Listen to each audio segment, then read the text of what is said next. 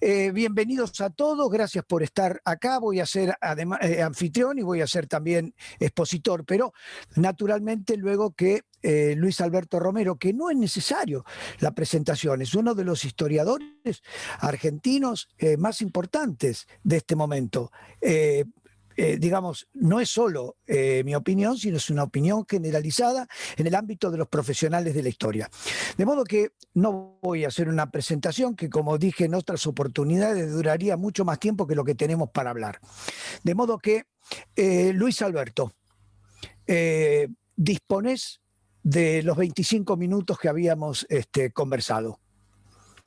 Bueno, estoy poniendo el timer para que me suene la... Muy bien, muy bien.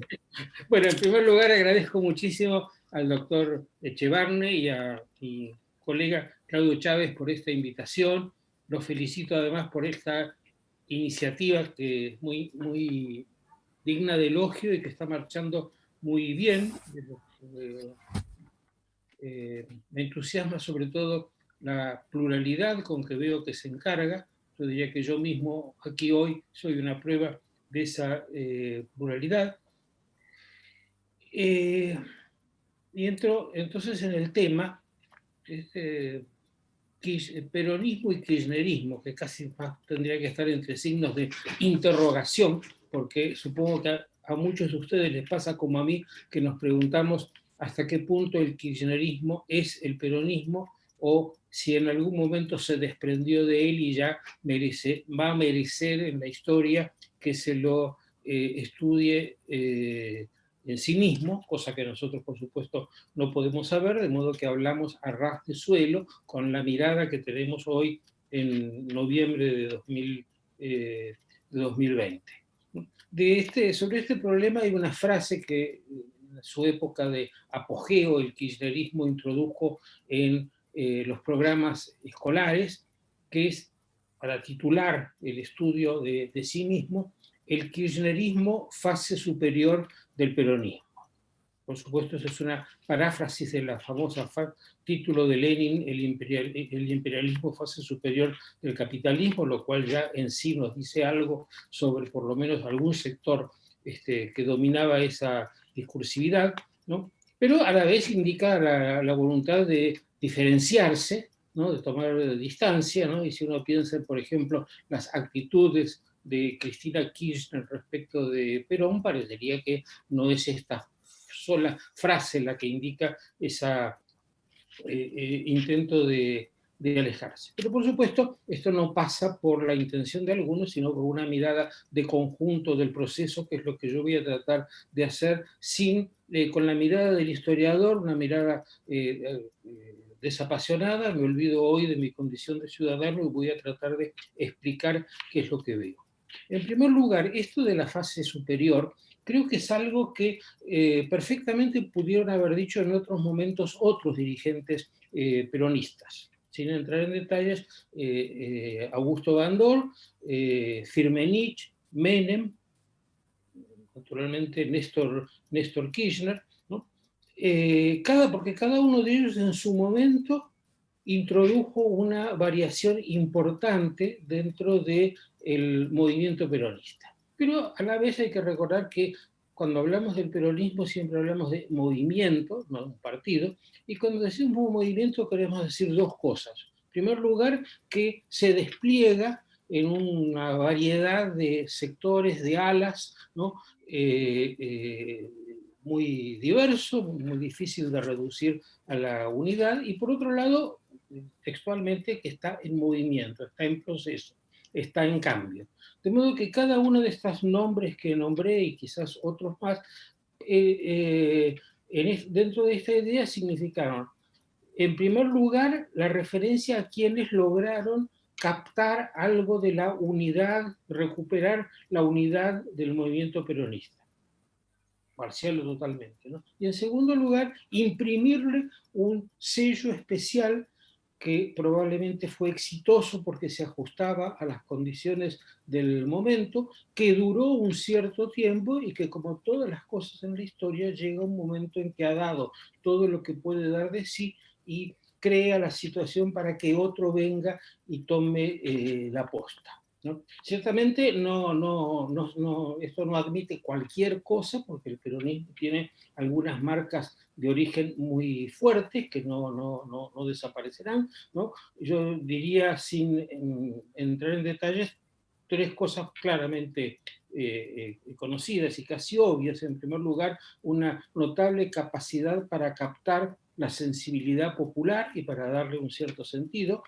En segundo lugar, una fuerte vocación de poder. Esto habría que, por supuesto, desarrollarlo, porque no hay político que no tenga vocación de poder, si no, no se dedica a la política, pero creo que en el peronismo está fuertemente acentuado esto. Y en tercer lugar, es un movimiento de líder. Y esto es obvio, todos lo conocemos, es decir, funciona bien cuando tiene un líder que contiene esa heterogeneidad del movimiento y la conduce, por supuesto, a la victoria, ¿no? Dentro de este marco, diría yo que ha habido distintos momentos donde el peronismo ha tenido signos diferentes. En algún momento usé yo la palabra distintas franquicias, como si esto fuera una marca que va siendo concesionada o gerenciada por distintas personas sin que la marca pierda su especificidad. Y dentro de esa, la última que conocemos es la franquicia kirchnerista.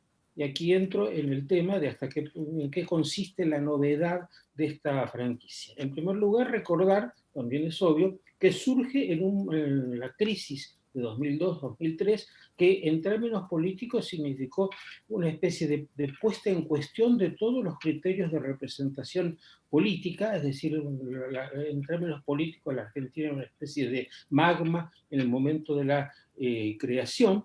Cuando Néstor Kirchner llegó al poder, llegó, no diría por casualidad, pero casi porque su elección fue muy extraña, diríamos, y fue una gran debilidad.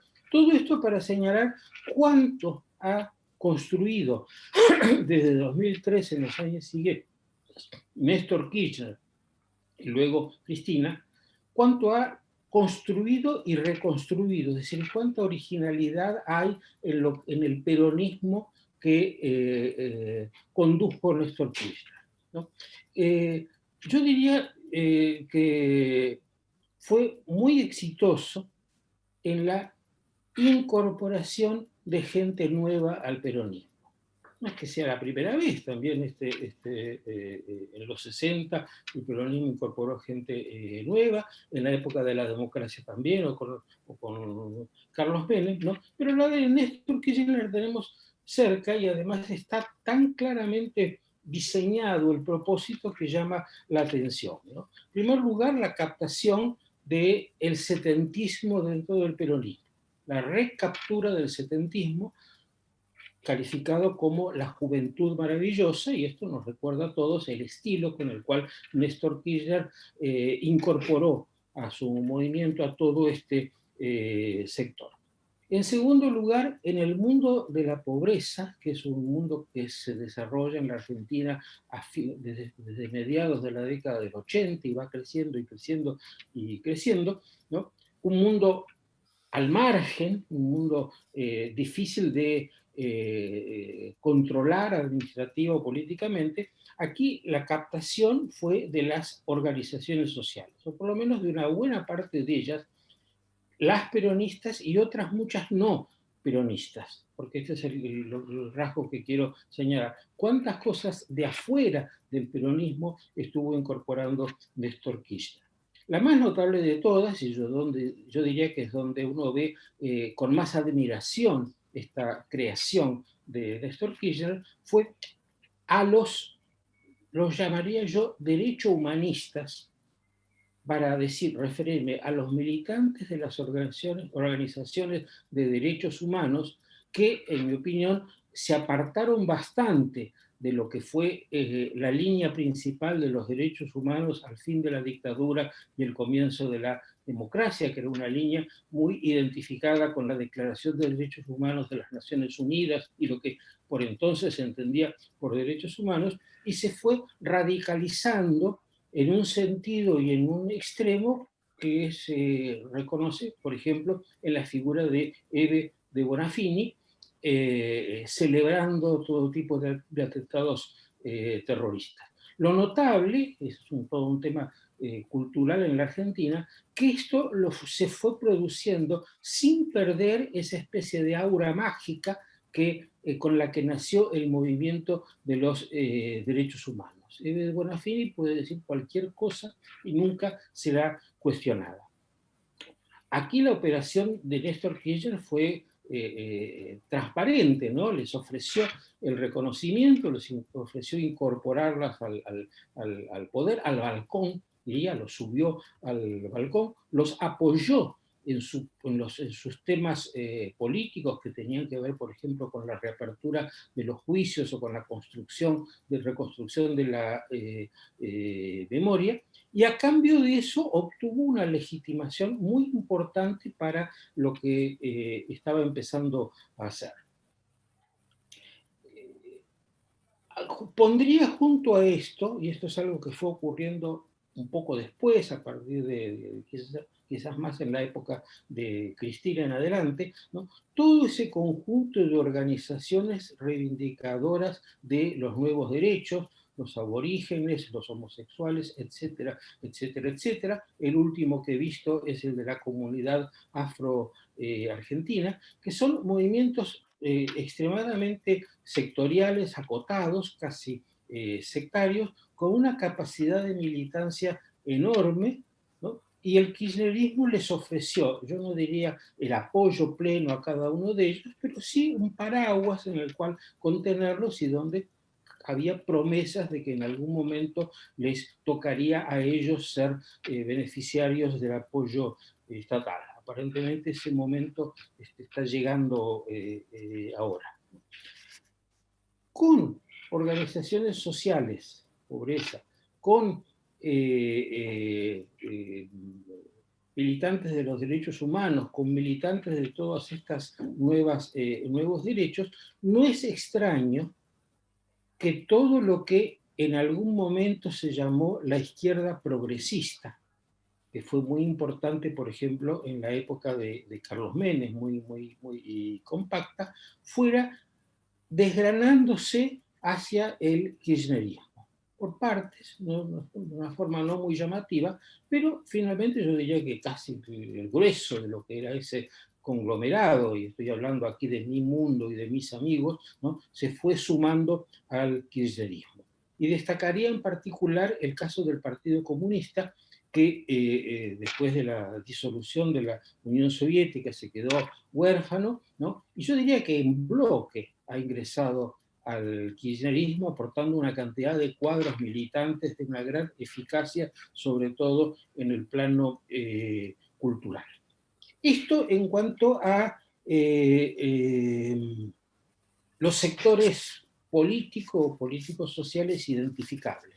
Pero a eso yo agregaría un fenómeno más específicamente social, que en realidad estoy un poco barruntando, todavía no lo termino de entender claramente, que es la cuestión de los jóvenes, no de los jóvenes en general, porque hay muchos tipos de jóvenes, sino particularmente los jóvenes de clase media educada, universitarios, profesionales, que son jóvenes, por supuesto, como siempre, buscando épicas e ideales, pero además de eso, jóvenes a los cuales de algún modo se les prometió que iban a poder transformar su educación en el comienzo de una carrera de ascenso, tal como fue siempre en la Argentina hasta desde principios del siglo XX hasta la década de 1970 o 1980.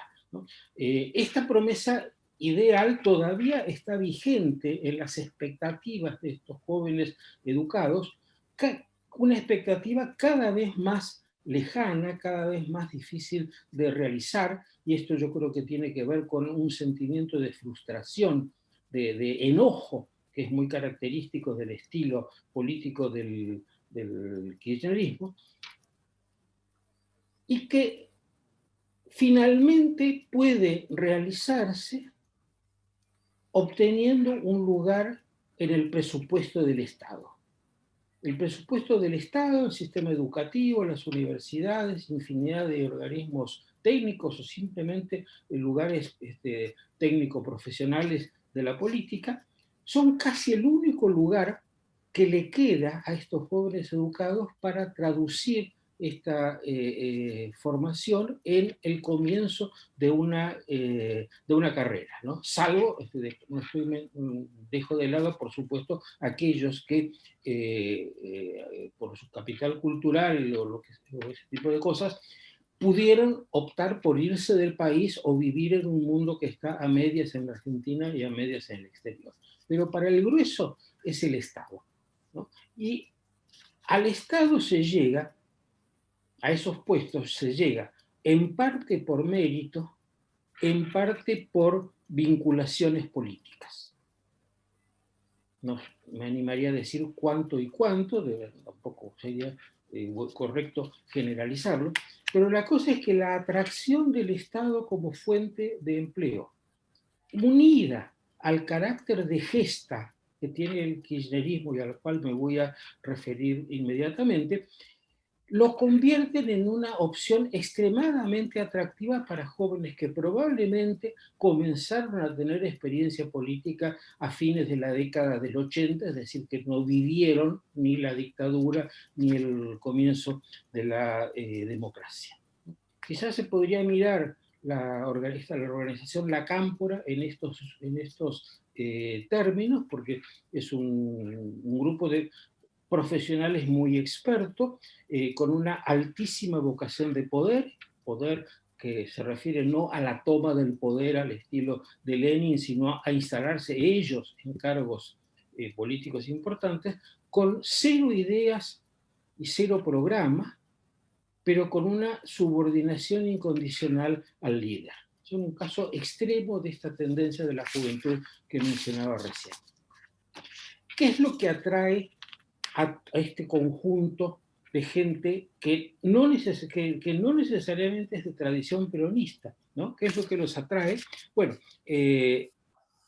algunas cosas que son propias de la marca peronista y que el kirchnerismo ha llevado casi hasta sus últimos extremos. Por ejemplo, la concentración del poder, la capacidad de tomar decisiones desde la cabeza, ¿no? Una especie de antirrepublicanismo, una enorme eficiencia electoral, la construcción del aparato electoral es notable, y sobre todo ganar y conducirlos a la victoria, ¿no? Lo nuevo y lo singular, porque esto se podría decir de otros líderes peronistas, lo singular, en mi opinión, es el relato. La eficacia demoledora del relato elaborado por el kirchnerismo, que prácticamente ha dejado fuera del espacio de debate cualquier otro relato. Y ese relato tiene una cosa creativa, que es la reformulación de una serie de relatos ya existentes y eficaces. Yo diría, en primer lugar, el relato nacional y popular en sus muchas variantes, propio del setentismo, ¿no? Y el relato de los derechos humanos, y en general de los derechos, son dos cosas realmente que tienen muy poco que ver, pero la capacidad de meterlos en lo mismo y de encontrar en dirigentes políticos de la primera mitad del siglo XIX a precursores de los nuevos derechos es realmente asombrosa, ¿no? De modo que este relato trabaja sobre un sentido común ya establecido, avanza muy fácilmente por eso, y lo rearma el sentido que habitualmente se atribuye a los populismos, que es una fuerte apelación a lo emotivo y una fuerte apelación a lo que divide, a marcar la línea entre nosotros y ellos, a plantear las cosas en términos de derrotar al otro. Todo esto a mí me sirve para explicar el enorme éxito que ha tenido el kirchnerismo, y estoy obviamente dejando de lado cosas muy gruesas, pues si yo esto le agregara la palabra soja, quedaría bastante más completo las razones del éxito en la etapa de la instalación.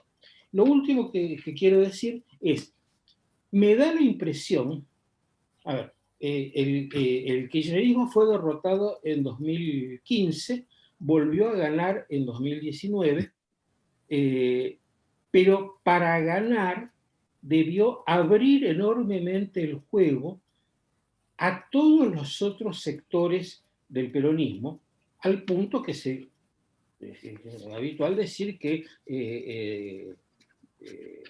¿cómo se llama? Ahí me sale la palabra, todos juntos, bueno, el nombre del frente, ¿no?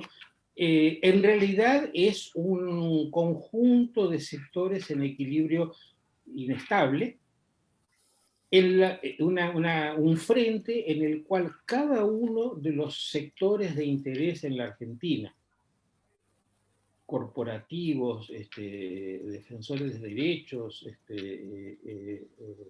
económicos, etcétera, ha obtenido una porción del gobierno y a partir de esa porción está haciendo grandes esfuerzos para que, bueno, yo diría para que el inevitable ajuste que va a venir en la Argentina o que está viniendo no los deje mal parados a ellos, ¿no? Un poco pedestre esta fórmula, pero me parece que la mejor forma de evitar que el aluvión le caiga a uno es lanzarse al frente, a la calle, ganar espacios de poder, con lo cual las cosas, la factura la pagarán otros, ¿no? De modo que me parece que el Frente de Todos en este momento incluye entre sus grupos al kirchnerismo. El kirchnerismo no es sinónimo de peronismo hoy, sino una parte del frente gobernante. Ahora, una parte muy curiosa, porque por un lado tiene la mayoría de los votos, que es la fuente de legitimidad del gobierno. Por otro lado, en lugar de hacerse responsable del gobierno, se comporta como cualquier otro grupo corporativo, concentrando sus esfuerzos en defender sus intereses específicos. Sus intereses específicos son la situación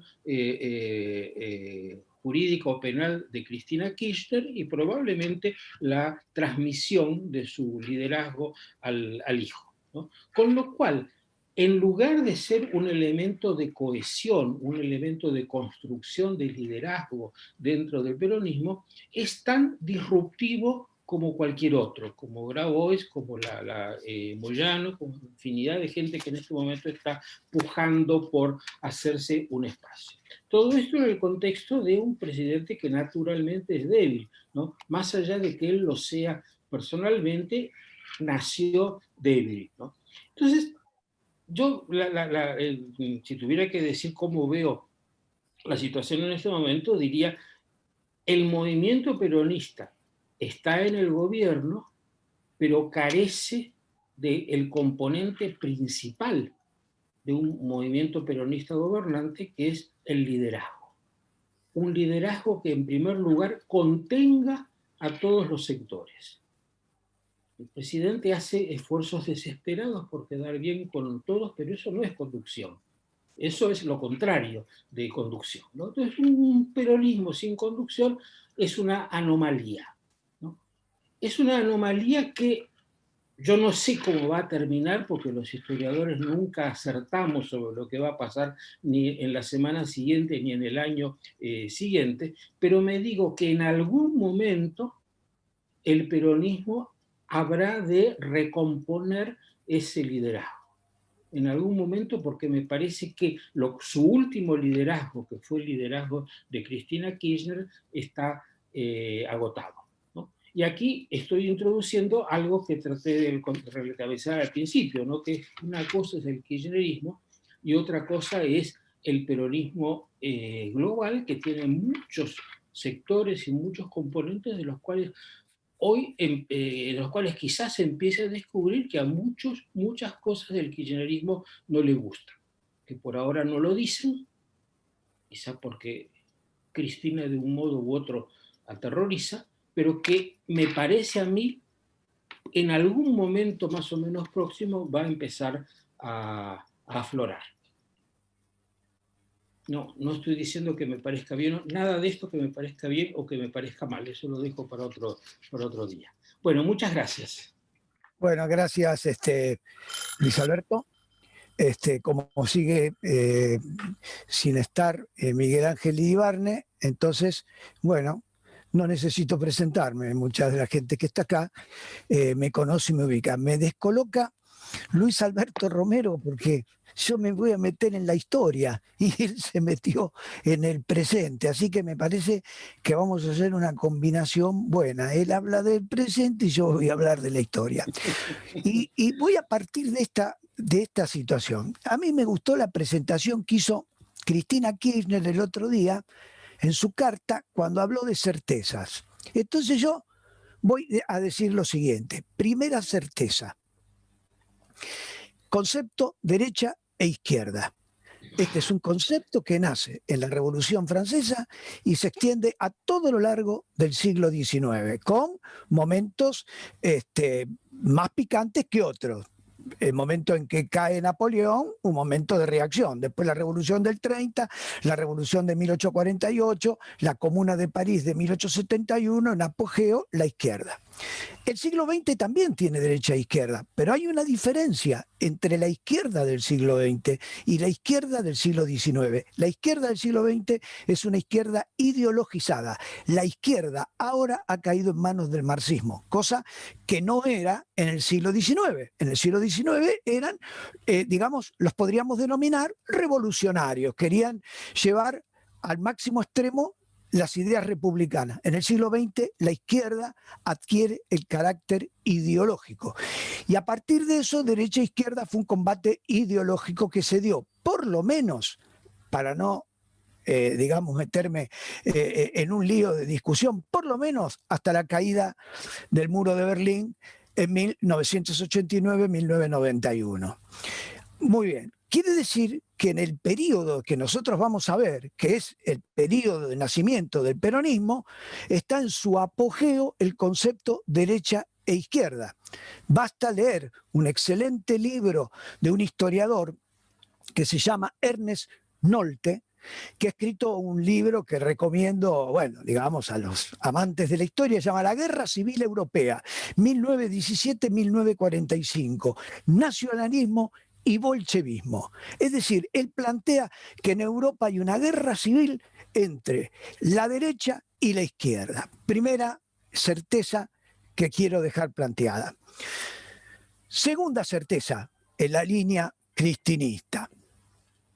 La segunda certeza puede resultar un poco arbitraria en la medida que es una mirada mía de la historia argentina, pero en general hay coincidencia con muchos historiadores en los cuales yo he dividido la historia de nuestro país partiendo arbitrariamente, si se quiere, desde 1810, a partir de nuestro primer gobierno patrio, hasta nuestros días. La he dividido en 4 momentos distintos.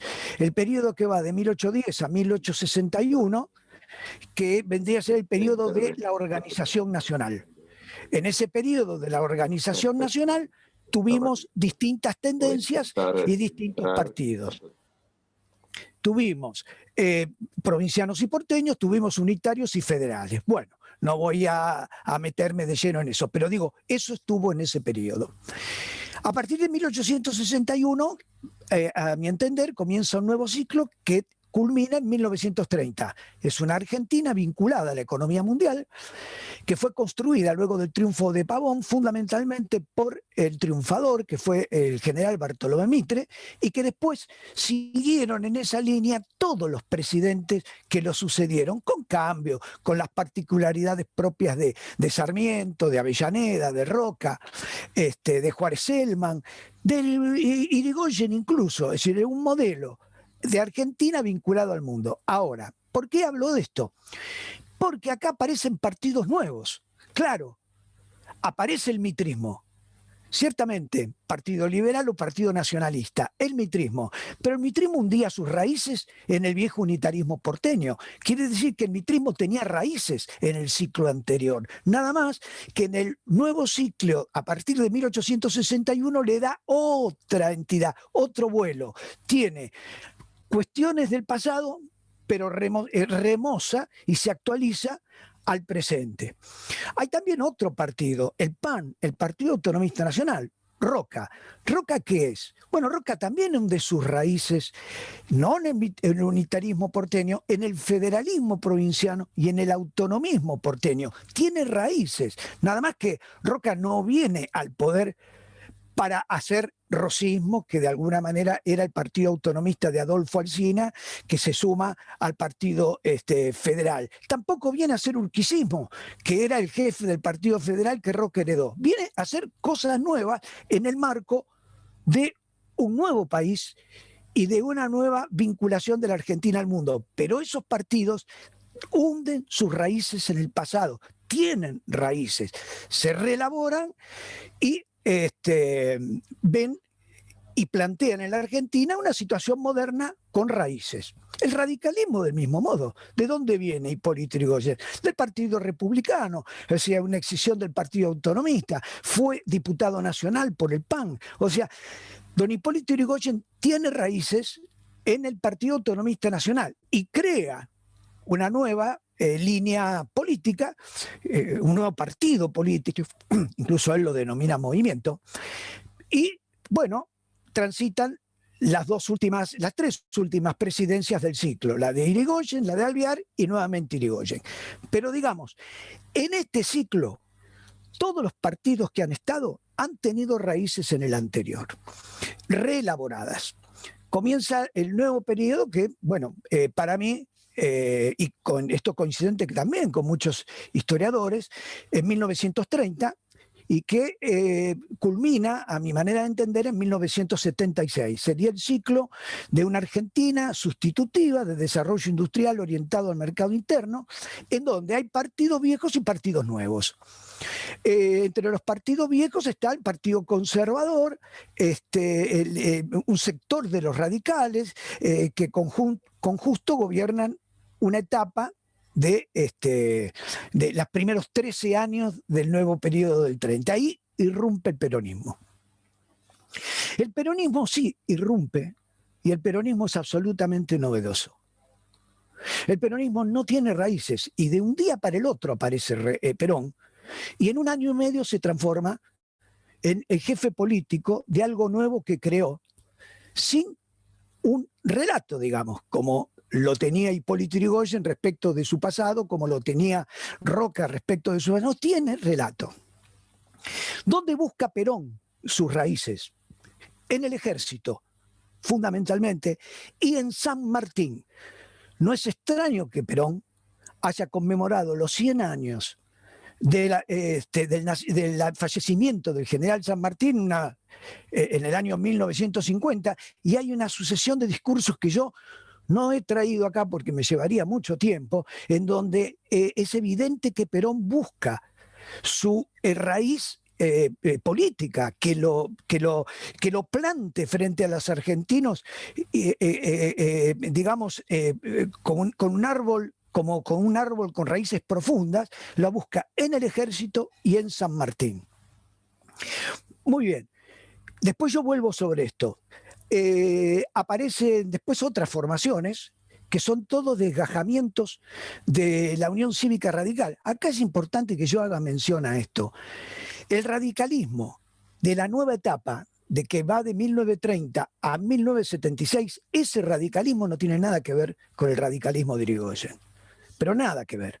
No es comparable o sea, digamos, lo que hoy le pasa al peronismo, como bien lo decía Luis Alberto, los que se arrogan de ser peronistas, como sería el kirchnerismo, no, lo mismo le pasaba al radicalismo. Un presidente como Hipólito Yrigoyen, que en 1929 decide hacer un tratado, un pacto correcto, yo no estoy haciendo una crítica, que se denominó Davernón-Ollanarte, muy parecido a lo que hace Justo en 1933, lo que se conoció con el nombre del Tratado de Ottawa, es decir, en donde en el caso de Irigoyen, la República Argentina le abría un crédito a Inglaterra por 100 millones de libras esterlinas, y Inglaterra nos abría un crédito y comprábamos productos manufacturados y nosotros le vendíamos carne y le vendíamos cereales a Inglaterra. Es decir, ese modelo liberal y del radicalismo en lo que a economía abierta y vinculada al mundo, no es el radicalismo de la Declaración de Avellaneda de 1945. La Declaración de Avellaneda, en donde empieza a hablar de sustitución de importaciones, en donde comienza a hablar de intervencionismo de Estado, habla de reforma agraria. Ese radicalismo que dio origen a básicamente las dos grandes figuras de la Declaración de Avellaneda, es Frondizi y Balbín, movimientos de renovación, de intransigencia y renovación, si la memoria no me falla, así se llamaba, lo que dio origen a la Declaración de Avellaneda. Ya ese radicalismo no tiene nada que ver con el de Irigoyen. Ahora, se asumen como radicales. Ahora, también los radicales de la capital federal, los unionistas, no tenían nada que ver con la Declaración de Avellaneda. Sí, el radicalismo estaba totalmente disperso y también el otro sector del radicalismo, Forja, tampoco. O sea, digamos, el radicalismo había estallado y seguía en un nuevo país, y los distintos sectores radicales trataban de acomodarse a ese nuevo país, bueno, con ciertas tradiciones que identificándose con ciertos aspectos de Hipólito Yrigoyen, que en realidad en la Argentina de 1940 y 50 ya no iban más. A partir de 1976 se cierra un ciclo y aparece un nuevo ciclo. En este nuevo ciclo, que a mi manera de entender no se cierra todavía, es una Argentina agroindustrial exportadora vinculada a la economía mundial, a veces mal, a veces bien, pero en realidad todas las líneas políticas parecieran ir en esa dirección de vinculación en la economía mundial, algunos con más ganas, otros con menos ganas. Hay nuevas formaciones. ¿Y cuáles son las nuevas formaciones? Bueno, una es la más conocida, el PRO. Pero hablemos del peronismo. La Unión Cívica Radical, siendo gobierno Alvear, se dividió en dos. La Unión Cívica Radical, bueno, los personalistas y los antipersonalistas, y fueron a las elecciones en 1928 con candidatos distintos. Eran dos partidos distintos. Bueno, muy bien. Ahora, el peronismo no existe. Como dice este filósofo peronista Abuela, el peronismo no existe, lo que existe son peronistas. Ahora, por supuesto, cualquiera de ustedes podrá darse cuenta que no es lo mismo, o no ha sido lo mismo, el menemismo que el kirchnerismo. Son dos formaciones políticas distintas, nuevas, del nuevo ciclo, del nuevo periodo, son absolutamente nuevas. Un sector del peronismo ha decidido seguir una vertiente que encontraron en el peronismo del 45 al 55, y el otro sector del peronismo, en este caso el kirchnerismo, seguir una línea que también estaba dentro del peronismo, pero en otra etapa. De modo que esta es mi segunda certeza, que sería los cuatro momentos, los partidos, sus tradiciones y lo novedoso y lo viejo. Vamos a la tercera certeza, lo que denomino el momento peronista. Acá es importante algo que seguramente muchos de los que están acá a mí me han ya escuchado, es, si bien yo digo que Perón, siendo presidente, buscó en el ejército y buscó en San Martín la tradición que lo vinculara a la historia argentina, y lo repito, me parece que solo dos intelectuales comprendieron esto. Uno fue Arturo Jaureche, que escribió Historia Política del Ejército Argentino, como para dar, digamos, el relato, y Jorge Abelardo Ramos, que escribió también un libro sobre la historia del ejército de nuestro país, como para generar un relato al peronismo que busque sus raíces ahí. Por supuesto que a la caída de Perón el revisionismo intentó crear un relato y muchas veces lo consiguió, pero eso lo observo y no lo desarrollo ahora. Porque yo quiero decirles que Perón, cuando aparece en 1943, Perón mismo tiene historia. Perón mismo tiene historia. Perón participó del golpe de Estado del 30. Seguramente muchos de los que están acá me lo han escuchado varias veces, pero es que parece que hay que repetirlo, tanta es que ya parezco un viejo, digamos, ellos que repiten siempre lo mismo. Bueno, voy a repetirlo una vez más. Perón participó en el 30 en la vertiente liberal o conservadora, pónganle el nombre que quieran, del ejército que se movilizó en contra de Hipólito Yrigoyen. Aclaro que contra Hipólito Yrigoyen, pobre doctor, un hombre al cual yo por otro lado admiro, ¿no? Pero estaban todos metidos en el golpe, en distintos golpes, hasta el vicepresidente de la Nación, Martínez, también coqueteaba con los golpes. Creo que el único hombre que no estaba en el golpe y le advirtió a Hipólito Yrigoyen es el general de Lepiane, que le advirtió y Hipólito Yrigoyen no lo creyó.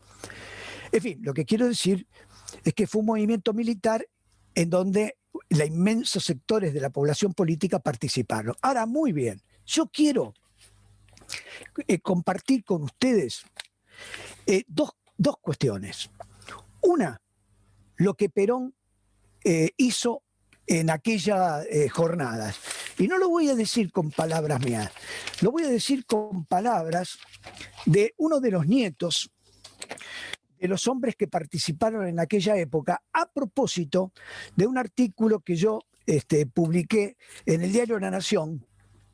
El señor Horacio Vidal y Bedia me responde en una carta de lectores. Y realmente esta respuesta la guardo porque es una respuesta de un altísimo valor histórico. El señor, dice Vidal y Bedia, el señor Claudio Chávez, en su carta a Perón Liberal, menciona a mi abuelo Mariano de Bedia y Mitre, a quien relaciona con Perón. Efectivamente, yo relaciono a Mariano de Bedia y Mitre con Perón. Perón tuvo conversaciones con él. E incluso, bueno, Mariano de Bedia y Mitre fue el intendente del gobierno de Justo de la capital federal. Bueno, entonces continúa el nieto. A quien relaciona con Perón. Quiero aclarar que la relación a que hace referencia fue tan solo en dos oportunidades en que Perón, visitándolo en su casa de la avenida Quintana, y según el propio relato de mi abuelo, hizo de nexo entre las Fuerzas Armadas y los políticos mientras se consolidaba la concordancia, coalición que llevó a la presidencia de la República al general Justo y de Bedia y Mitre lo acompañó como intendente municipal.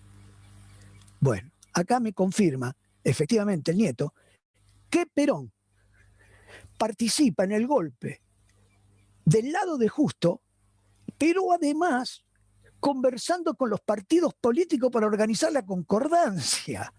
Es decir, la concordancia fue el sistema político que el revisionismo denominó década infame y que Perón ayudó a construirlo. Es decir, miren, la historia es irrebatible, estaba ahí. Ahora, esa era la opinión de Perón, la de hablar con los partidos políticos, darle a la República Argentina una salida republicana frente a una grave crisis mundial y una grave crisis política en la Argentina, darle una solución política con los partidos políticos, pero ahora quiero compartir con ustedes una carta que lúcidamente publica Tulio Alperín Dongui en un libro que para mí debe ser un libro de cabecera, es muy grueso, ¿no? Que se llama La República Imposible. Ahí Tulio Alperín Dongui publica una carta del general Ramírez en 1930, porque Ramírez está en el golpe. ¿Por qué cito a Ramírez? Porque Ramírez y Perón se van a volver a encontrar en el 43. Ramírez en el 30 decía esto: lo necesario, lo fundamental es cambiar el sistema. Debemos evitar la repetición del actual caos gubernamental y suprimir en lo posible el profesionalismo político. Ello requiere modificar ciertos aspectos de la vida política del país. La ley Cespeña, con sus excelentes, parece no ser la mejor, ni se adapta a una población como la nuestra. Las pocas voces que porque es el libro, las pocas voces que se dejan oír como protesta contra una mayoría obsecuente y suicida no tiene otra finalidad que la propaganda electoral. Por último, no deseamos la cooperación por el momento de ningún partido político. Esto era Uriburu. Ramírez en el 30 está con Uriburu. La salida, voltear la ley Sespeña y la dictadura militar. Perón está en la revolución del 30 con la proscripción del radicalismo, esto es cierto y hay que decirlo, la proscripción de Hipólito Yrigoyen, que además ya tenía serios problemas de salud, pero la salida electoral con lo que ya les he contado a ustedes. Bueno, muy bien. No voy a hablar de la trayectoria de Perón en toda la década infame, pero Perón, década infame dicho por el forjismo, ¿no? Y dicho por el revisionismo histórico, porque en realidad para Perón no debe haber sido tan infame, puesto que sus más importantes ascensos militares se dieron en este momento, hasta la llegada en 1943. Ahí vuelve a aparecer Perón en el golpe de Estado. Se le ha dado, se ha magnificado la influencia de Perón en el golpe del 43, se ha magnificado la influencia del GOU en el 43. Recomiendo a quienes estén, a quienes este tema les interese, que aborden uno de los mejores historiadores que yo veo en este punto central, que es el historiador norteamericano Robert Potash, el cual señala con claridad que la participación del GOU fue menor. La decisión del golpe de Estado está básicamente en dos personas. Uno, Ramírez. ¿Por qué? Porque Castillo, que era el presidente de la Nación, había sacado en octubre del año 42 a su ministro de Guerra, que era un hombre de Justo, y colocó a Ramírez, que es un hombre del nacionalismo, como yo les estoy contando a ustedes por la carta que les he leído, y lo coloca. Es un cambio fundamental que provoca Castillo, al sacar a un justista y poner a un nacionalista. Bueno, Perón está observando. En enero muere el general Justo. Se terminó, esto es a mi manera de ver personal, se terminó de alguna manera el paraguas que Perón tenía y la expectativa de Perón de que Justo volviera a ser presidente en el año 44, porque Perón estaba ahí, estaba con esa gente e era identificado con esa gente, pero se murió. Entonces ahí en febrero se crea el GOU. En febrero, luego y posterior de la muerte de Perón se crea el GOU. Por supuesto, grupos oficiales unidos, es decir, nada, desde el punto de vista ideológico, nada, estamos unidos para mantener el ejército unido. Y dentro del GOU había de todo, pero la decisión del golpe está, primero en Ramírez. Ramírez era ministro de Guerra del presidente Castillo, y Ramírez fue hablado por los radicales para ser candidato a presidente en las elecciones del 44, para salirle al cruce al el hombre que proponía Castillo, que era el salteño, bueno, se me fue el nombre ahora, y los radicales querían salirle al cruce a Patrón Costa. Querían salirle al cruce a Patrón Costa, que era un hombre del conservadorismo, y le fueron a ofrecer la presidencia a Ramírez. Pero cuando Castillo se entera de que le ofrecieron la presidencia a Ramírez y le pide explicaciones a Ramírez, y Ramírez da explicaciones muy lábiles, nada, le pide la renuncia. En el momento de la renuncia es cuando se decide el golpe de Estado. ¿Y quién lo decide? El general Anaya, que es el general que maneja Campo de Mayo, que es el general que tiene los fierros, porque los hombres del GOU prácticamente, los que ese primer listado, no son hombres que están al frente de tropa, están en la parte administrativa del ejército. Entonces, lo que quiero decir es que a partir de ese momento, Perón ingresa en ese gobierno, me voy a apurar, y voy a contar otra cosa que dice Potash, que es muy interesante y que a los historiadores revisionistas se les ha pasado por alto. El ministro el canciller de Ramírez era el almirante Storni, un liberal británico y pro norteamericano, envió una carta a Estados Unidos pidiendo que le provean a la Argentina de armas porque había una desigualdad armamentística entre Brasil y la República Argentina. Esa carta, según dice Potash, en esa carta está la mano de Perón. Es decir, ya Perón está viendo con Storni, nada que ver con el nacionalismo, la posibilidad de establecer una alianza con Estados Unidos. Naturalmente, Estados Unidos comete un grave error, se publica esa carta y Storni se tiene que ir, y esto es lo que posibilitó, digamos, la prevalencia en ese gobierno de sectores más vinculados o simpatizantes con el eje. No desarrollo más esto, pero hay miles de detalles. Lo que quiero decir es que Perón finalmente llega a la presidencia, y a lo largo de todo el año 44 y 45, Perón elabora toda una serie de discursos frente al movimiento obrero, en donde yo podría decirles algunas cosas para que ustedes vean. Buscamos suprimir la lucha de clases, dice el 1 de mayo de 1944. Buscamos suprimir la lucha de clases, suplantándola por un acuerdo justo entre obreros y patrones, al amparo de la justicia que emana del Estado. Es evidentemente esto, estamos en contra de la lucha de clases, clarísimo esta postura de Perón en contra de la versión marxista e izquierdista que creen realmente que la lucha de clases es un valor. Bueno, él considera que esto no es un valor.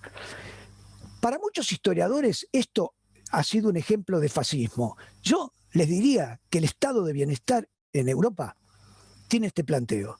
Es decir, el estado de bienestar en Europa lo que tiene es que el Estado armonice el natural conflicto entre los empresarios y los trabajadores para que el sistema republicano democrático no se venga abajo. Es decir, bueno, esto es lo que está diciendo Perón. En Europa es el estado de bienestar. Acá lo está planteando Perón. Ahora, no digo lamentablemente, no, perdón, borren esa palabra.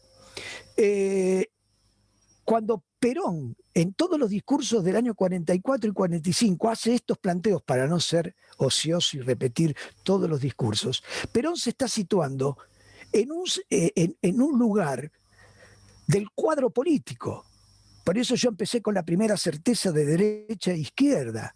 Se está ubicando en un cuadro político. El que lo enfrenta a Perón es lo que se llamó la Unión Democrática, el Partido Comunista, el Partido Socialista, la democracia progresista que había tenido como líder a Lisandro de la Torre, que se había transformado en un antiimperialista en la década del 30, en las denuncias al imperialismo británico, y la Unión Cívica Radical. Y ahí no están los conservadores por decisión del Partido Comunista, razón por la cual muchos conservadores votan a Perón. Lo que quiero decirle a ustedes es esto.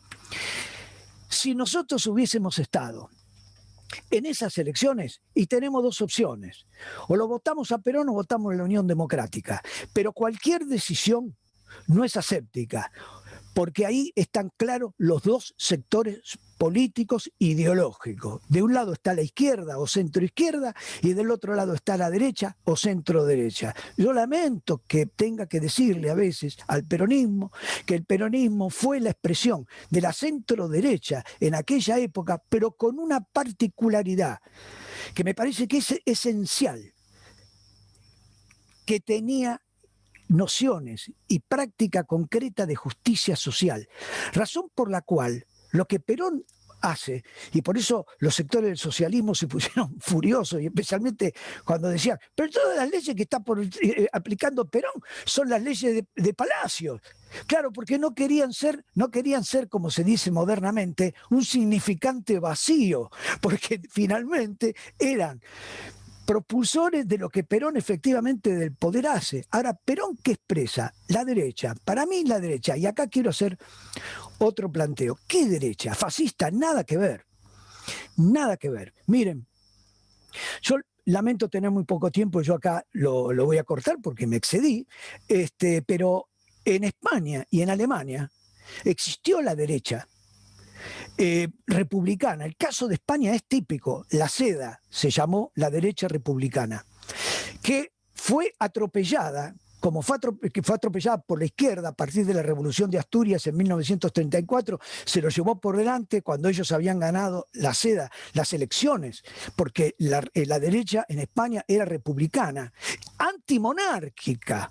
pero republicana, y habían ganado las elecciones en octubre o noviembre de 1933, cuando la izquierda española no lo toleró y se lo llevó por delante. Y después vino Franco y se llevó por delante a todos, a la izquierda y a la derecha republicana.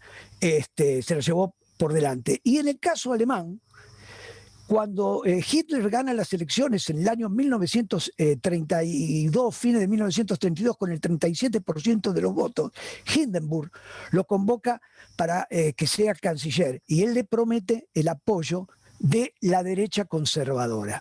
Y es ahí cuando la derecha conservadora en el Parlamento, en el Reich, es donde pierde el rumbo porque le da el apoyo a Hitler y Hitler después se lleva por delante a ellos y se lleva por delante también naturalmente a la izquierda, a la socialdemocracia y demás. Lo que quiero decir, no es el caso de Perón.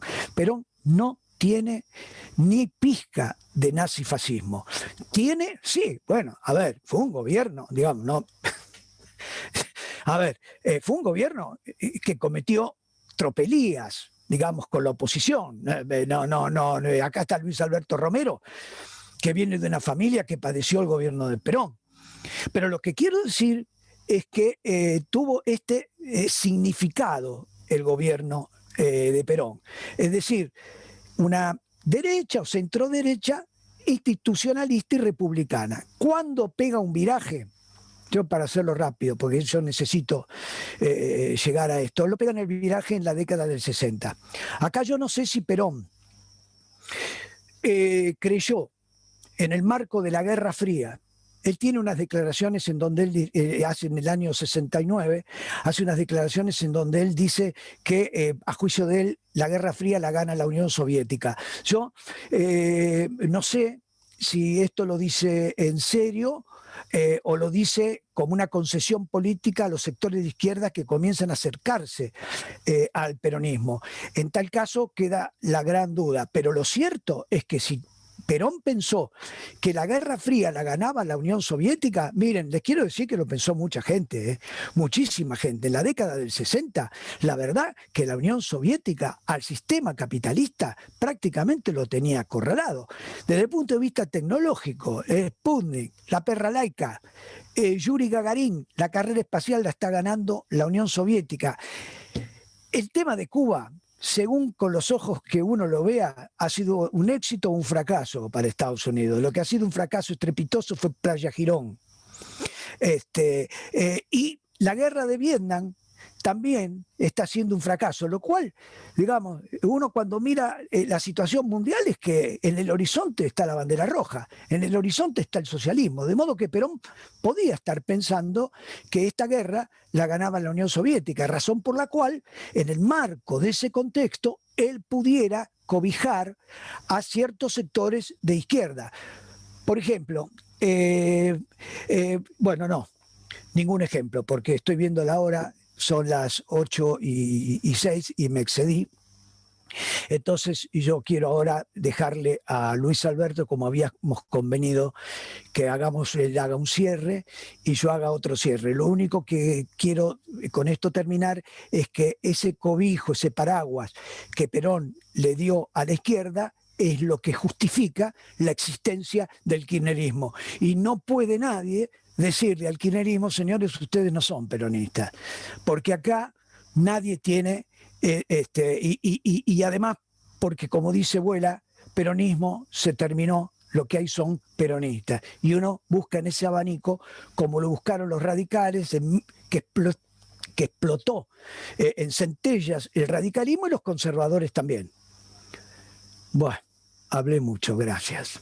Luis, no sé, Miguel Ángel, si querés, si estás de vuelta con nosotros, pero estás muteado. Para darle pie, digo, a Luis Alberto que hable, si quiere profundizar lo que dijo, si quiere responderme. ¿Ahora se me escucha? Ahora perfecto. Muy bien. Bueno, discúlpenme, estuve desconectado por un problema tecnológico, obviamente, pero vamos a seguir con el esquema previsto para el conversatorio, que consiste en darle ahora nuevamente la palabra sucesivamente a los dos expositores, ya en una intervención más acotada, diríamos de 10 minutos cada uno, y que puede estar destinada a ampliar algunos de los juicios ya expresados en la primera tanda, o quizá a replicar o hacer consideraciones sobre los dichos del otro panelista. Esto queda a juicio de ustedes. Les digo simplemente que estamos recibiendo preguntas que posiblemente no exista la oportunidad de plantearlas de modo explícito después de estas dos intervenciones porque los tiempos ya no nos dan. Se las dejo flotando por si en la próxima intervención de ustedes alguno de estos temas puede ser sugerente y puede invitar a alguna reflexión de su parte. Las dos preguntas centrales que yo recojo de parte de los asistentes son una que dice, más allá de la arqueología del peronismo, ¿no creen que estamos hablando de algo que ya no existe? ¿Ven algo que no sean castristas en el gobierno y en los objetivos del kirchnerismo? Y otra pregunta dice, ¿se verá impulsado el peronismo a desprenderse del kirchnerismo por el peligro que este último representa para la división de poderes? ¿O bien lo hará porque no le permite mantener el poder? Se los dejo por si existe la posibilidad de que eso enlace con alguna de las reflexiones que ustedes ya tenían preparadas. Adelante, Luis Alberto Romero. Bueno, realmente no tengo mucho para comentar de lo de Claudio, porque son demasiadas cosas, una avalancha verdaderamente. Incluso no sé hasta qué punto estoy de acuerdo o no. Solo sé que lo admiro por la cantidad de certezas que tiene. Yo cada vez tengo más dudas sobre cómo fueron las cosas, ¿no? Pero bueno, yo hablé de otro tema, no de la historia del peronismo, sino de la situación presente, ¿no? Y aprovecho para referirme a las dos preguntas, ¿no? La primera con respecto al castrismo. Me molesta un poco el tono militante de esto del castrismo. Yo por lo menos creo que lo de la captación de la izquierda por el kirchnerismo es mucho más compleja que el así llamado castrismo. Por otro lado, creo que tenemos una imagen un poco estereotipada. Les comento, por ejemplo, que en los próximos días sale un libro de Lori Sanata titulado Fidel Castro, el último monarca católico, donde, por lo que yo sé, da vuelta bastante las cosas sobre la interpretación del castrismo, y lo hace bastante más parecido a lo que es el kirchnerismo de lo que adivino en la manera de encarar las cosas en esa pregunta. Concretamente, quiero decir que encuentro muchos elementos de continuidad con la tradición peronista e inclusive con algo que los propios kirchneristas quieren presentar como su antípoda, que es el menemismo. Creo que menemismo y kirchnerismo tienen una cosa en común, que son el peronismo de la democracia. La democracia funciona mucho peor de lo que a mí me gustaría que fuera con respecto a lo que se planteó en 1983, pero indudablemente es un contexto político original en la Argentina, completamente original, que obligó a las fuerzas políticas a reacomodarse a condiciones nuevas, y que el peronismo logró hacer muy eficazmente después de un momento inicial de vacilación, momento inicial que le costó perder la elección de 1983, pero yo diría que en 1987 ya estaba adecuado a las reglas políticas de la democracia, y una de ellas es que en la democracia cuenta mucho más los votos que las plazas aclamantes no confieren la legitimidad que confieren los votos, De modo que el peronismo se readecuó para armar una base electoral en un contexto competitivo, donde no podía hacer uso libre del Estado para sacarse de encima a los competidores, como había sido en el primer peronismo, y lo hizo muy bien, muy eficazmente. Armó una máquina política que, vistas con ojos neutral, no puedo sino llamar admirable, porque la construcción que hizo para capturar los votos de todo el mundo del conurbano, eso que llamamos genéricamente el mundo de la pobreza, es de una artesanía fina notable que no se resume en la fórmula les dan subsidios y los votos. Es mucho más complejo que eso. Acá lo veo a Jorge Osona, que nos ha guiado en la comprensión de ese mundo, y si no lo han leído, les recomiendo leerlo, porque ahí están todas las claves sobre ese extraordinario trabajo hecho por el peronismo en el Gran Buenos Aires. Y esto no es castrismo, esto es ganar las elecciones con votos, ¿no? Y todo el debate que hay hoy sobre el populismo, ¿no? Sugiero, por ejemplo, el último libro de Rosambalón que anda dando vueltas con eso, es: el populismo tiene muchas cosas que nos llevan a pensar en dictaduras.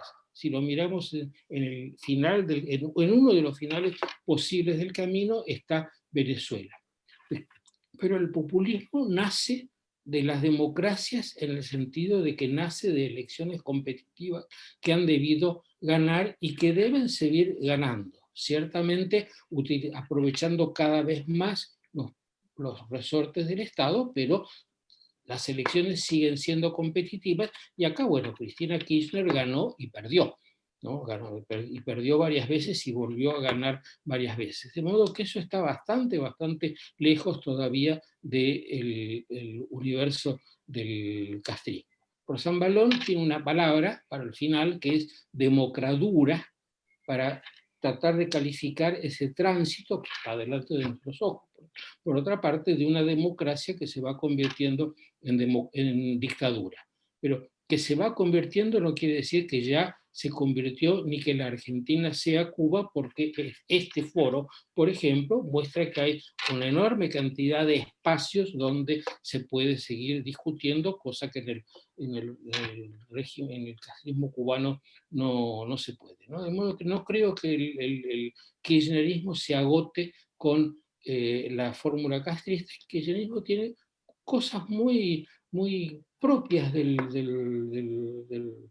peronismo, inclusive del menemismo, que fue el que inició no solamente el armado del aparato electoral, sino este tránsito a la concentración del poder en condiciones democráticas, eso que se ha llamado la democracia delegativa, el que inició el avance sobre el poder legislativo y el poder judicial, el que inició esta especie de desarmado del Estado que culmina en la época kirchnerista, de modo que veo infinidad de elementos para defender la idea de la continuidad.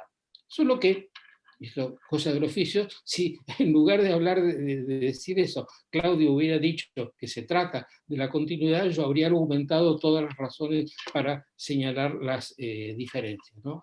Así somos. Con respecto a la segunda pregunta, ¿no?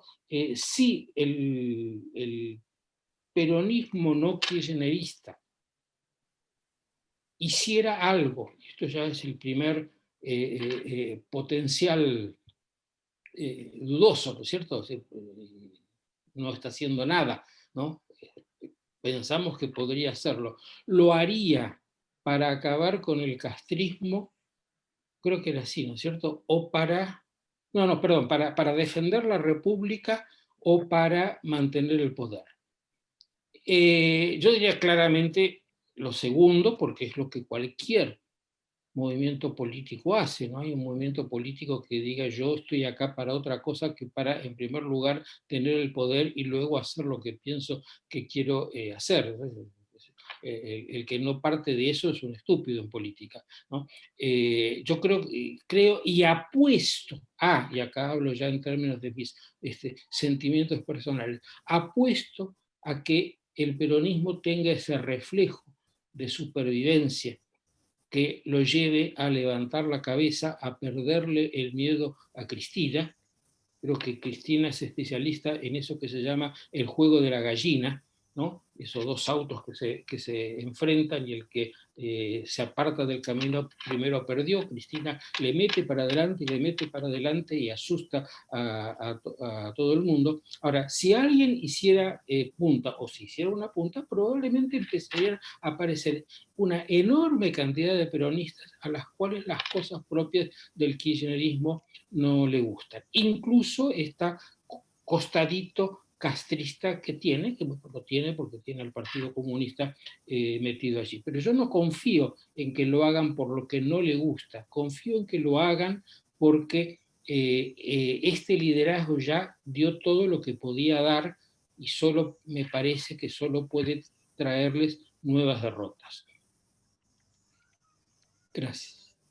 Bien, bueno, yo aprovecho el pie que nos dio Luis Alberto Romero recomendando lecturas sobre el populismo, recomendando el libro de Pierre Rosanvallon, para proponerles otro muy interesante también, en este caso de una mujer, una intelectual francesa, Chantal Delsol, de orientación, yo diría, liberal conservadora, si se quiere, pero de una gran lucidez y de una gran sensibilidad, una fina sensibilidad política.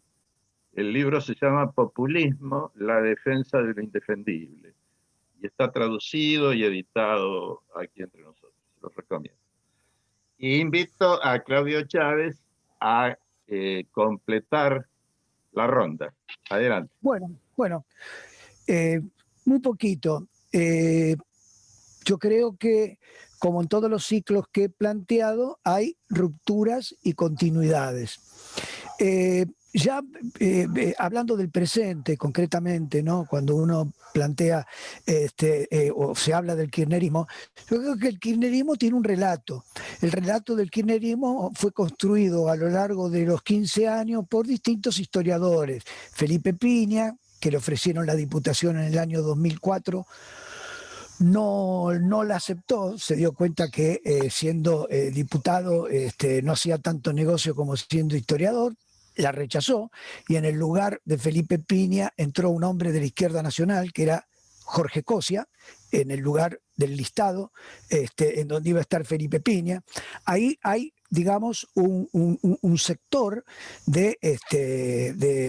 digamos, del mensaje o del relato del kirchnerismo. Está también este hombre Berbisky, que también tiene un relato y también tiene una mirada, y fue, por supuesto, uno de los principales asesores de Cristina y del kirchnerismo en lo que respecta al tema que Luis Alberto comentaba sobre los derechos humanos, pero yo diría corridos de la democracia del 80 y sesgados a una mirada ideológica. Ese es el otro también relatista del kirchnerismo. También fue en su momento Pacho Donel con el sitio que habían creado, el Instituto Dorrego, que habían creado, donde había una cantidad de historiadores, muchos, casi todos ellos sesgados al rosismo, pero también fue un ideólogo de ellos y muy importante, y todavía vive, que es Norberto Galazo. Bueno, todo este conjunto en donde hay, digamos, un ancho abanico de pensadores, se inspiraron o están motivados o recrean o se sienten identificados con aspectos de la década del 70. Por supuesto no en la toma de las armas, eso ya está, eso ya no está, sino en la reivindicación del setentismo. ¿Y qué es la reivindicación del setentismo? Y la reivindicación del setentismo es lo que dice Luis Alberto Romero, es decir, es no ser republicano. Esto es muy claro. Miren, yo no me da el tiempo, yo no puedo explayarme más.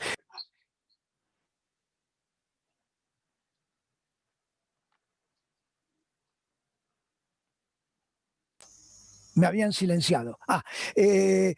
No puedo explayarme más, pero he leído y he recorrido el archivo de General Perón, que está en el Archivo General de la Nación, en donde hay arriba de las 1.200 cartas que Perón recibió estando en Madrid y que él también envió. Miren, las cartas de Perón, por ejemplo, a Alberti, esas son públicas. Cuando Perón, y también a Cook, cuando Perón descalifica absolutamente el golpe de Estado de Valle para acceder al poder. No es que descalifica a Valle, descalifica el golpe de Estado para llegar al poder. Eso se lo dice claramente, esa carta de Alberti está publicada, y lo John William Cook también. Pero lo más interesante es lo que no está publicado, que eran las cartas que mantenía con Alonso, un extraordinario dirigente sindical de un altísimo nivel intelectual del sindicato del vestido. Ahí Perón le dice a Alonso que empiece a buscar 1965, que empiece a buscar el camino de la política. Alonso le dice, pero nosotros hemos conversado, le dice Alonso en una carta, que no íbamos a volver al poder por medio de las elecciones, sino que ese no es el camino. Y Perón le contesta que haga política, que busque, porque en el mundo de la política es un grupo de gente que un día está con uno, otro con otro, con otro, con otro, y van pasando, y es como una calecita. Y le dice, hay que hablar. Es decir, Perón insiste de manera permanente en la institucionalidad y en llegar al poder con elecciones. Hay otra carta a Alonso que es extraordinaria en el pensamiento de él. Dice, a lo mejor, porque Alonso le dice que hay posibilidad de un golpe de Estado contra Onganía. Esta carta es del año 68. Entonces Perón dice, bueno, dice, nosotros ahí no tenemos nada que hacer. No tenemos nada que hacer. No tenemos nada que esperar. Ahora, podría ser que se repitiera el caso del 43. Viene el golpe de Estado y después yo gané por elecciones. Entonces hay que estar atento, porque a lo mejor eso reordena, ese golpe eventual reordena, y después vienen las elecciones y ahí las ganamos, le dice Perón a Alonso. Sigue el camino electoral. Y les digo más, porque ustedes ya me han escuchado, yo publiqué una carta que era inédita, hasta que la publiqué hace 2 años, de Ricardo Rojo a Perón, en donde Ricardo Rojo, estando en París, le dice a Perón, vino a verme el general Aramburu. Y el general Aramburu me dijo que el gobierno de Onganía no va más y que hay toda una postura de recambio y que eventualmente continuaría en el ejército el general Lanusse y Aramburu ocuparía el lugar de Onganía. ¿Para qué? Para convocar elecciones, con Perón y el peronismo en el país. Y Ricardo Rojo le dice a Perón, como yo conozco al personaje por Aramburu, le volví a preguntar, con Perón y el peronismo en el poder, en el país, con Perón y el peronismo en el país, porque acá nos equivocamos todos. Y lo asesinan a Aramburu. Y las causas por las cuales lo asesinan a Aramburu es exactamente esto, los montoneros lo dicen claramente en Descamisado en 1974, porque el proyecto de Aramburu era un proyecto más peligroso que el proyecto de Onganía. ¿Por qué era más peligroso? Porque era la institucionalización del peronismo. Ahora, el Perón buscaba el camino de las elecciones y de la institucionalización. Y jugó y apostó a eso. Y lo logró. Lamentablemente, Lanusse no cumplió tal cual era supuestamente, porque nunca lo conocimos, el proyecto de Aramburu, que era con Perón y el peronismo en el poder. Lanusse lo vetó a Perón. Y son 8:26. Y la razón del veto a Perón es la razón por la cual Cámpora fue... Miren, si uno lee el decreto del ministro del Interior de Lanusse, Monroy, por el cual estipulaba que Perón, que para ser presidente había que estar en el país antes del 25 de agosto. Y no se podía ir después por más de 15 días. Eso vetaba la posibilidad de la candidatura de Perón. Lanusse en su libro lo dice claro. Y yo lo que quería era manosear a Perón para hacerlo venir cuando yo quiero. Perón esto lo entendió y no vino.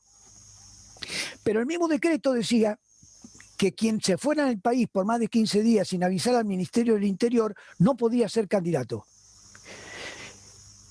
Perón viene el 17 de noviembre. Reúne a los partidos políticos en Nino. hay que leer los diarios de lo que Perón planteó en Nino. ¿Saben lo que Perón planteó en Nino en general? Cómo era él, ¿no? Cómo era, no decía las cosas abiertamente. Invitaba a los partidos políticos a no presentarse elecciones, porque él no podía ser candidato. Eso lo plantea en Nino. Al punto de que cuando Balbín sale de Nino, los periodistas le preguntan, y somos concurrencistas, dice Balbín. Es decir, le desarmó lo que Perón tenía pensado, que era ningún partido se presenta. Ningún partido se presenta. Como le salió mal esto a Perón, y le venía saliendo bien a Lanusse, Perón presenta a Cámpora como candidato. ¿Por qué?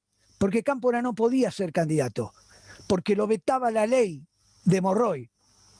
Lanusse en su libro explica eso y dice, como Perón estaba esperando que yo vetara a Cámpora, no lo veté, porque si yo vetaba a Cámpora, Perón llamaba a votar en blanco, como ya lo había hecho, y me desarmaba todo el sistema político. Entonces, Lanusse lo dejó correr a Cámpora. Ustedes, muchos de los que están acá, se acordarán que Perón no participó en la campaña electoral de Cámpora. Estuvo en Europa, no participó, no ayudó a Cámpora. Es más, hacía unas declaraciones terribles en Italia y España, cosa que obligó a la Junta de Comandantes con los principales generales de división a firmar un documento de 5 puntos, y creo que la fecha fue 5 o 6 de febrero, por el cual se comprometían, independientemente de todo, a entregar el poder, porque lo que estaba viendo la Junta de Comandantes en Jefe, que Perón lo que quería, con las agresiones al ejército, era suspender las elecciones, porque no era su candidato Cámpora. Sí, pero Lanusse lo embromó, lo hizo candidato. La ausencia de poder político de Cámpora es lo que determinó que a Cámpora lo rodearan los montoneros y lo rodearan las organizaciones. Ahí, y no es una casualidad que el kirchnerismo, su principal agrupación, se llame la Cámpora. Es decir, Cámpora, para decirlo en palabras de Jorge Abelardo Ramos, fue el candidato de Lanusse, no el candidato de Perón, porque no era ese el hombre que Perón quería. Bueno, con esto termino. Muchas gracias. Muchas gracias a todos. Luis Alberto, te agradezco tu participación. Muy bien. Les agradecemos a ambos expositores y les agradecemos a todos ustedes que nuevamente han respondido de manera positiva a una invitación del Foro Patriótico. Los invitamos a todos a que nos sigan, no solo en ocasión de estos conversatorios, sino a través de nuestra página web y de nuestra presencia en las redes sociales. Ahí van a encontrar muchísimo material que creo que puede ser de su interés. Nosotros en los próximos días les vamos a hacer conocer cuál va a ser nuestra actividad previa al cierre del año. No van a pasar muchos días sin que todos los que están inscritos en nuestros registros reciban esta información. Mientras tanto, reitero, día por día, la página web que se renueva en sus contenidos hoy y la presencia institucional y periodística, digamos así, del Foro Patriótico en las redes sociales. Muchas gracias y hasta pronto.